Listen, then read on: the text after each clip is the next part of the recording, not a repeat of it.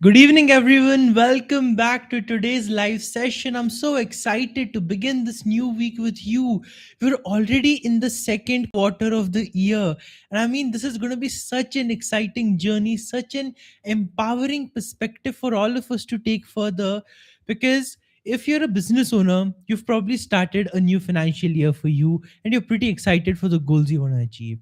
If you're in a job, your appraisals have probably just happened or not if you were a bit unlucky, but now you're looking forward to defining how you can succeed in the coming year so that you are someone who makes it big. You are the one who gets the promotion, you are the one who gets the appraisal.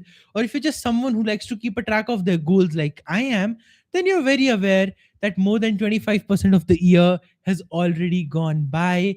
And if you don't take action now, nothing will work out. I mean, ultimately, everything works on action only, right? So it doesn't matter which phase of life you are in. Every time we begin a new financial year, we have new beginnings. It's a perfect time to step back and to reflect upon what are the principles that are driving my professional growth and success in this year. A lot of times that's the question we miss out on. We have the target, we have the goal, we have the 100 crores revenue in mind, we have the 1.5 crore salary package in mind, but what we don't have in mind is what are the principles that are going to take me there, what are the ways of thinking or values or perspectives I'm going to use in my everyday work to make sure that the actions I'm taking are taking me closer to my goals, not sabotaging them, not pulling me back. And that's a question I want to explore with you today. That's the question I want to help you get clarity on. So, if you're someone who's been kind of stuck in their professional journey and you're wondering, how do I take action? How do I make things happen? Well, this conversation is exactly for you because we're going to talk about success principles, but from a completely different lens, from the lens of a skill you've never been told about, you've never really been taught to think about, but that's the most powerful skill you could build. That's the skill that multiplies your success by 10 times easily. I've personally experienced it in my life, and I know you will as well as I tell you what the skill is. So, if you're excited, I'm excited for you as we're beginning a new week, a new journey, a new month ahead. And so, with this, my question for you is, if you learn this skill and if you can master it, and if you can 10x your results in your career, in your profession, in your financial life, well, then will you promise me that you'll come back here and you'll type under this video that yes, this helped me get those results? This helped me get started on that journey, because I can tell you that's the power that this concept holds, the one I'm going to be talking about today. So keep your notepad ready. Even if you don't have it, you can come back, check the recording later. Just listen to me right now if you'd like. But the concept that we're talking about is the art and the skill of thinking. I know you're probably wondering, well, thinking? I think I need to do less of it. I'm already too much of an overthinker. And I understand you. I get where you're coming from. But is it okay if I offer you an alternative perspective here? Because this is what all successful people have mastered. Those people who are task masters and the people who are task failures, well, the only difference between them is the task masters have mastered not how to do the task, but how to align their thinking so the task happens effortlessly. That's the skill I want you to build. So, first of all, I want to help you distinguish between overthinking and real thinking, because overthinking has such poor branding, it has such poor marketing that it has devalued the importance of real thinking also. And I don't want you to do that. I want you to see how powerful and impactful real thinking can be. So, overthinking essentially is when thoughts are running at full speed in your head, when you're spiraling about a situation, when something's gone wrong or something's gone right, but you're feeling doubtful and you're getting suspicious and you're worried and you're tense. And, oh my God, there's a whole train going on inside your head at full speed, and the train of thought is just not stopping. Well, that's called a spiral. That's called overthinking. That's not real thinking. That's not productive thinking, because there you are not thinking actually. You're just repeating the same pattern unconsciously as if it's out of your control, as if your mind is out of your control. So that's not thinking. That's just repetition on a loop.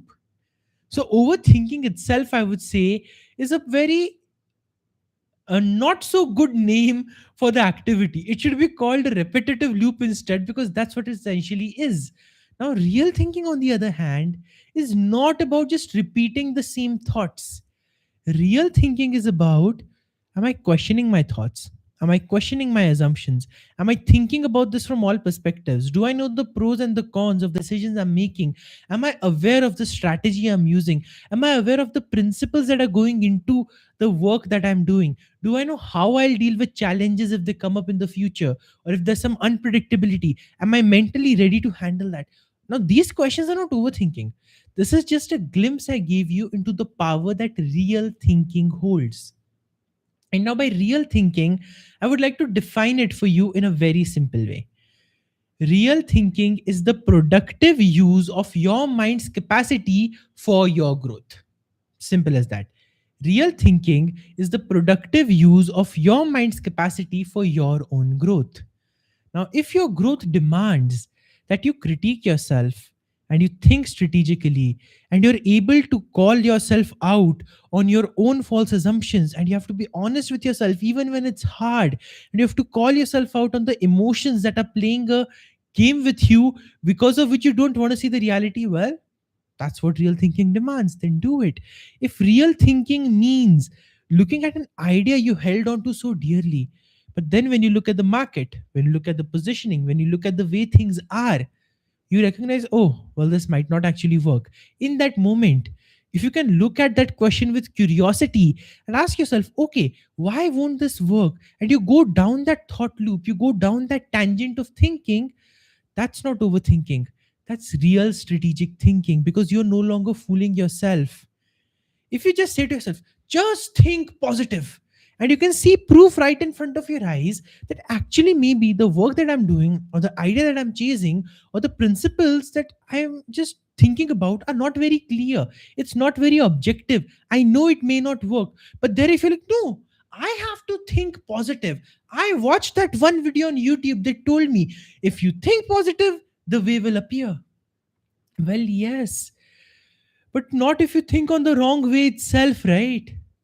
I mean, if you are trying to drive a car and you're going from destination A to destination B, but your road is going to destination C, no matter how much you affirm in your head, I am getting to destination B, you will end up at destination C.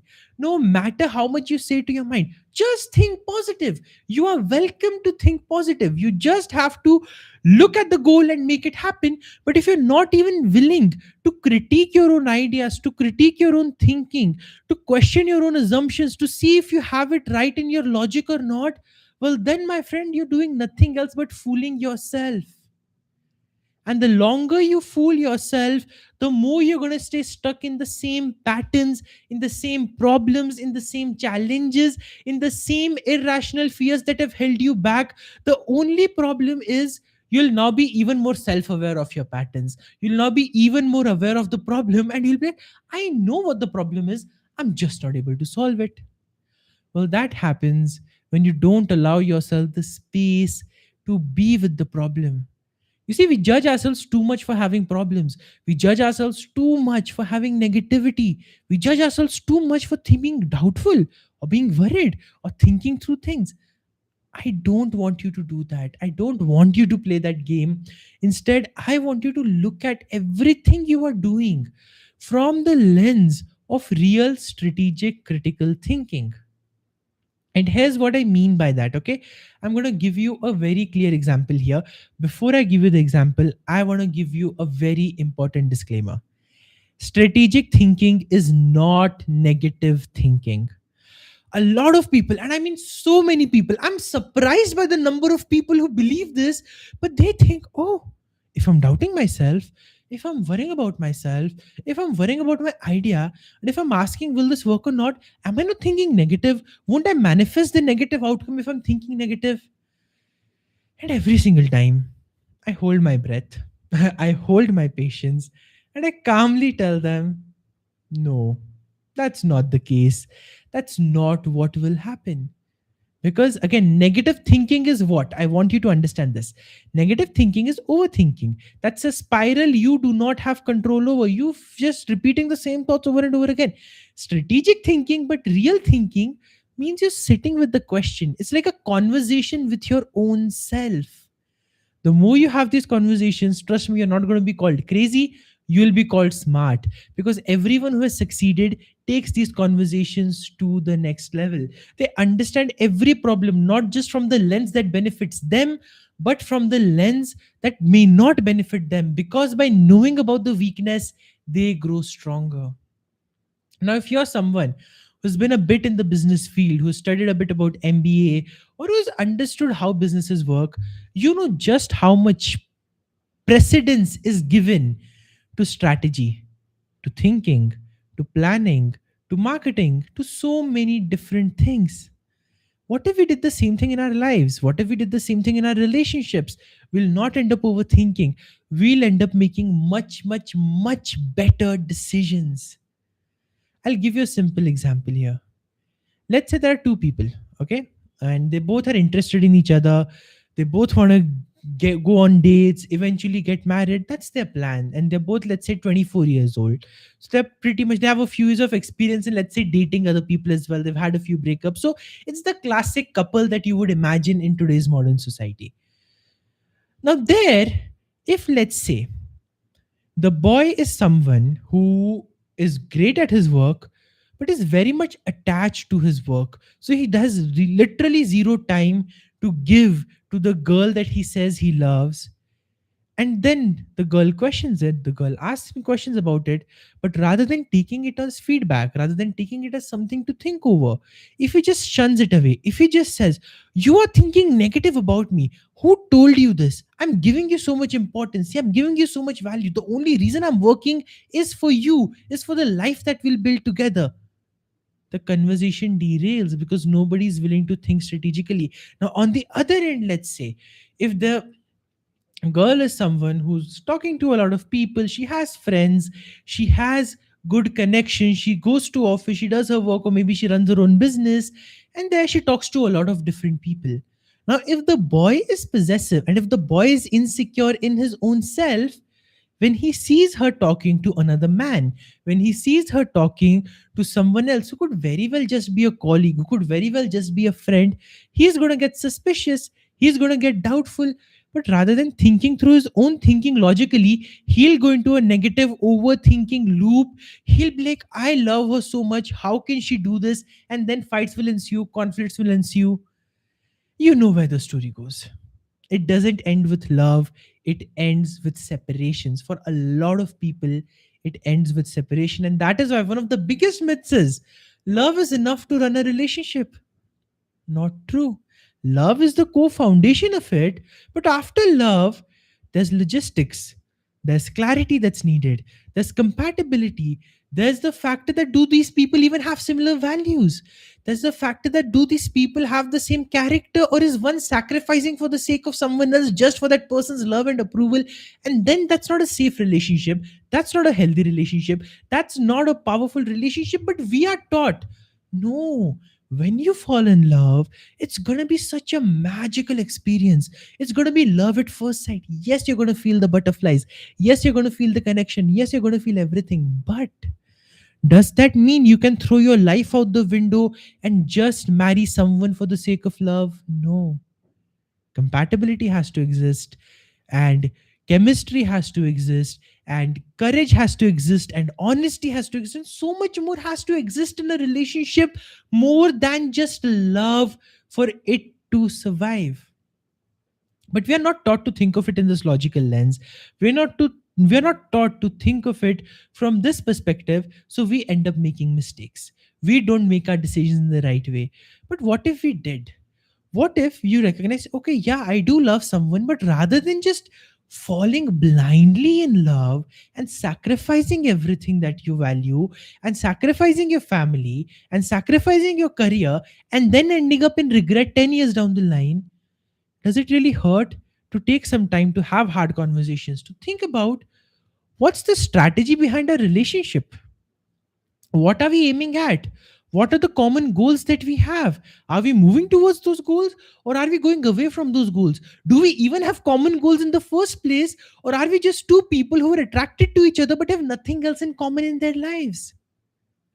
Now, these questions give you a relationship that lasts. These questions give you clarity that helps you take things to the next level. And that is why it is said, how you think is how you succeed.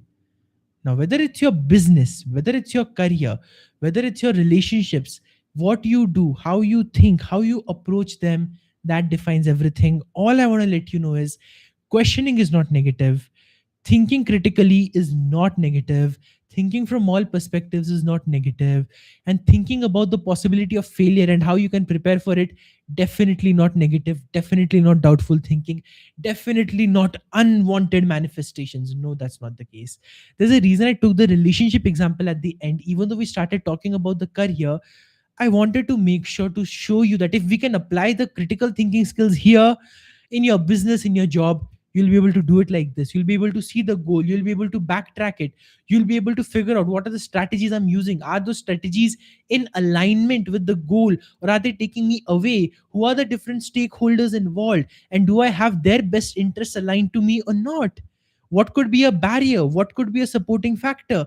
And the more you think like this, the more you make it a strategic game. One, the more fun you have. Second, the more logical you can think. And third, the more long term you can think. And fourth, you become the winner. You become the person who takes the gold home.